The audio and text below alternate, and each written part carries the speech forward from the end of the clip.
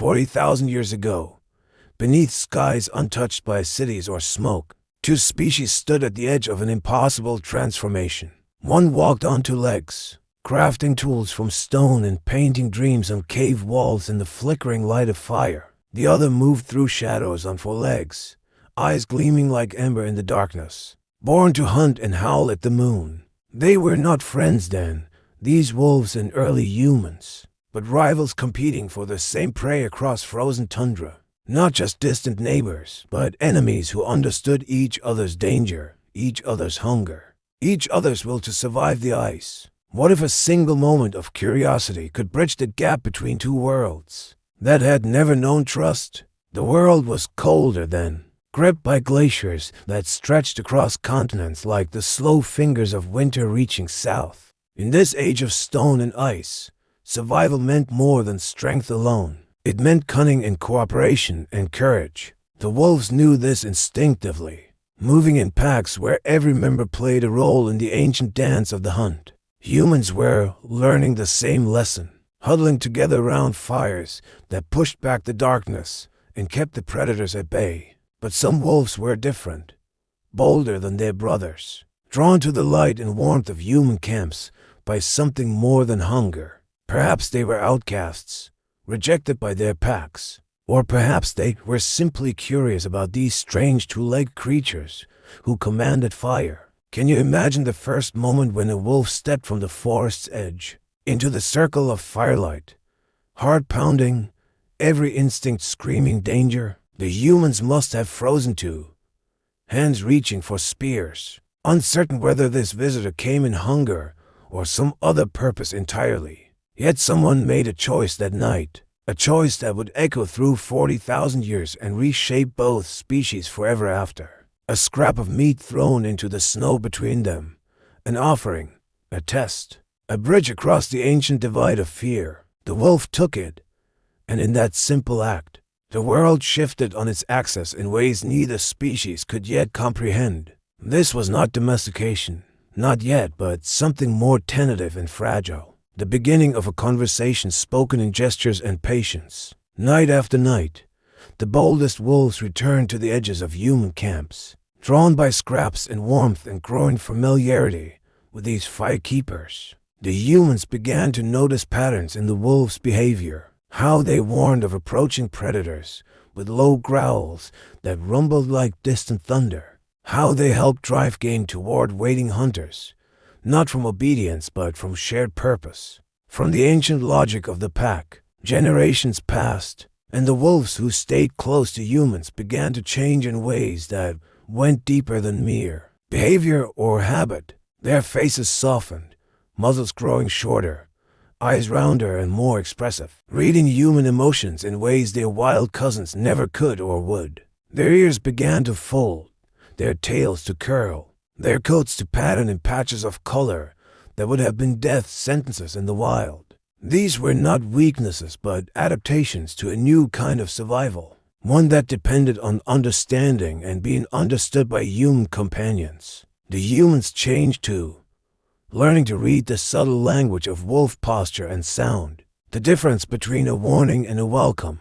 Children grew up alongside wolf pups, playing in the dust outside cave mouths, forming bonds that their ancestors could never have imagined possible. The wolves who thrived in this new world were not the largest or the fiercest, but the friendliest, the most attuned to human gesture and voice. Natural selection began to favor these traits, generation by generation, sculpting wolves into something the world had never seen before in all its long history. What if this partnership was not just about survival, but about something deeper? A loneliness in both species that recognized itself in the other. The ice age ground on, glaciers advancing and retreating like the slow breath of the planet itself, reshaping continents with patient violence. Through those frozen millennia, humans and wolves walked together across landscapes where mammoths trumpeted and saber-toothed cats prowled in eternal hunger. The wolves learned to understand pointing, that strange human gesture that says look there, not here, directing attention across vast distances with a single finger. No other animal on earth could do this.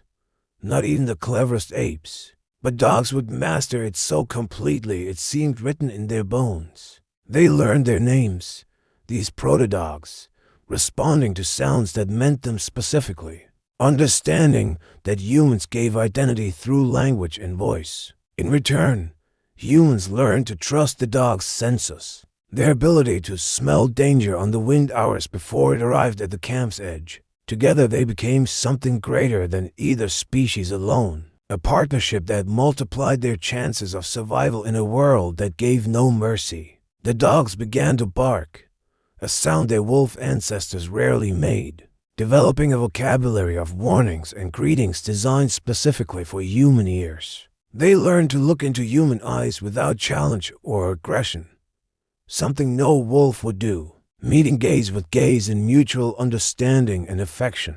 Archaeologists have found them together in graves from 15,000 years ago, human and dog buried side by side, as if they were family, because that is what they had become, not master and servant, but family, bound by something deeper than utility or training or command. The dogs helped humans hunt more efficiently, tracking wounded prey through forests and across plains with noses that could read stories in the air. They guarded camps at night, their keen ears and tireless vigilance allowing humans to sleep more soundly. Under the stars' cold watching eyes, they provided warmth on the coldest nights, their bodies pressed close to human children, sharing heat and heartbeat in the darkness before dawn.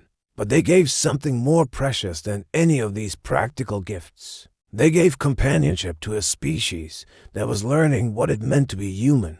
As humans spread across the globe, dogs went with them, adapting to every climate from Arctic tundra to tropical jungle to desert sand.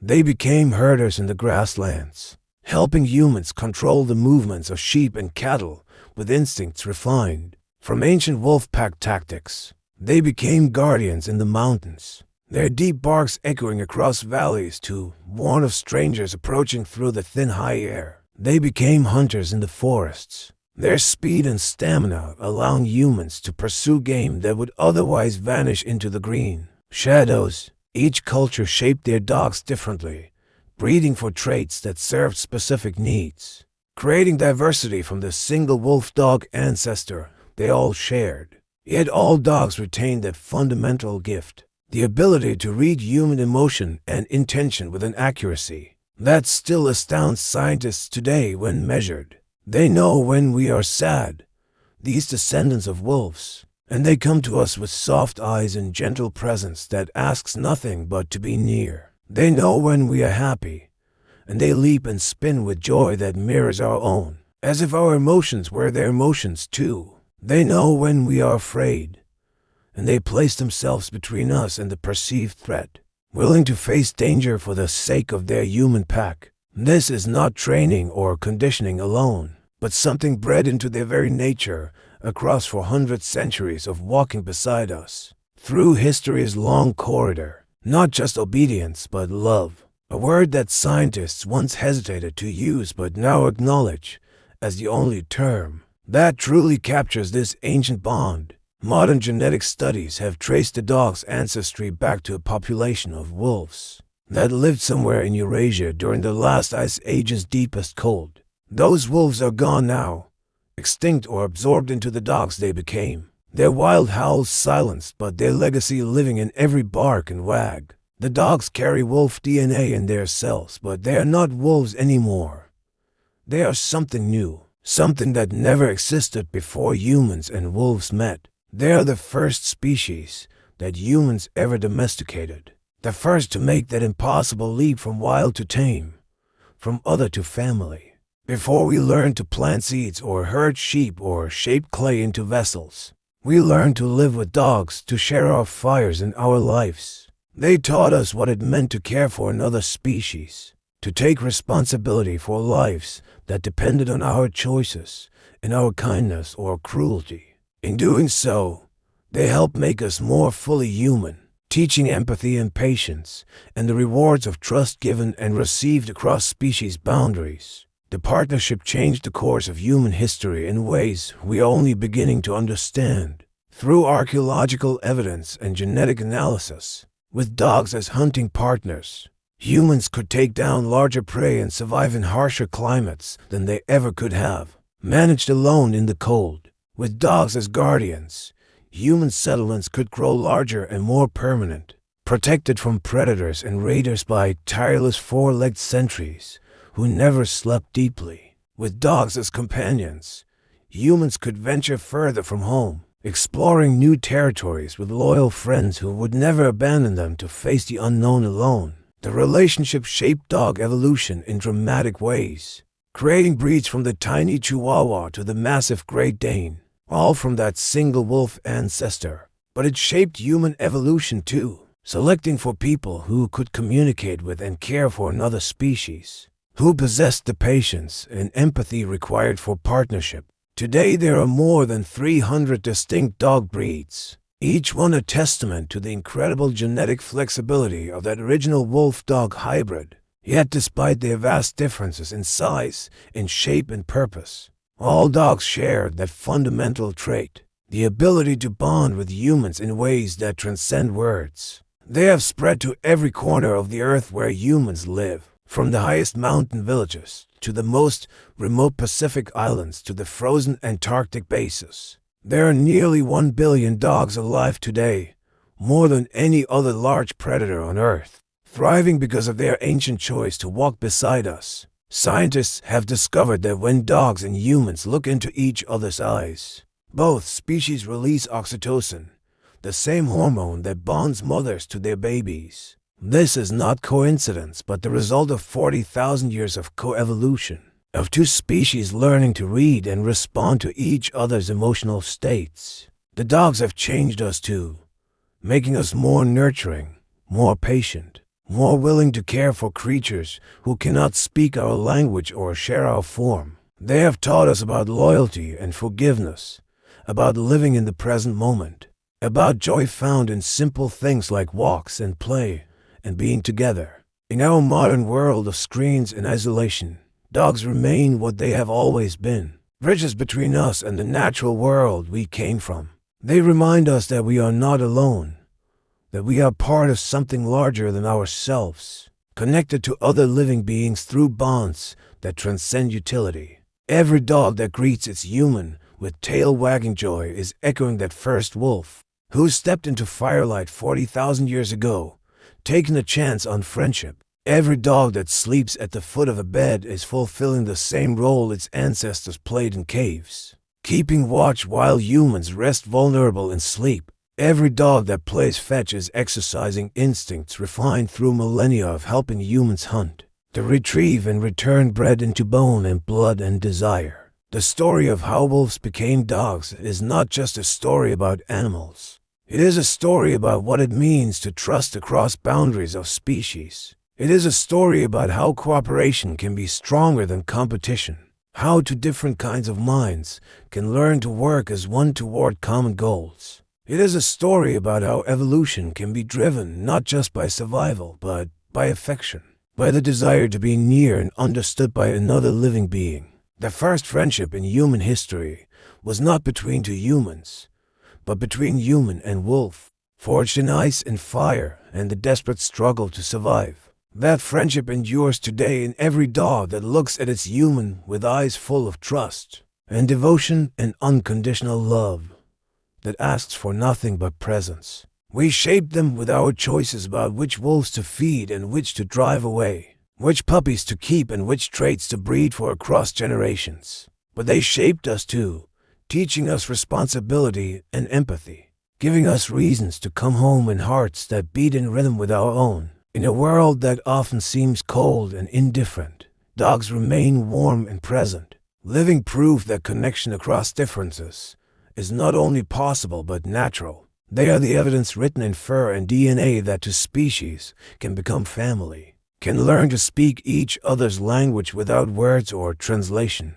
From those first tentative steps into firelight, from those first scraps of meat thrown into snow, a new relationship was born that would transform both species forever. The wolves who became dogs gave up their wildness, their independence, their place in the ancient pack hierarchy of the forest and the hunt. In return, they gained something their wolf ancestors never knew: a place in human hearts, a partnership that would carry them to every corner of the earth. Today, when a dog rests its head on your knee and looks up with eyes that seem to understand everything, you cannot say, "Remember, this is 40,000 years speaking." Remember that this moment of connection reaches back through countless generations, to that first brave wolf and that first trusting human who dared to bridge the divide. The Ice Age is long gone.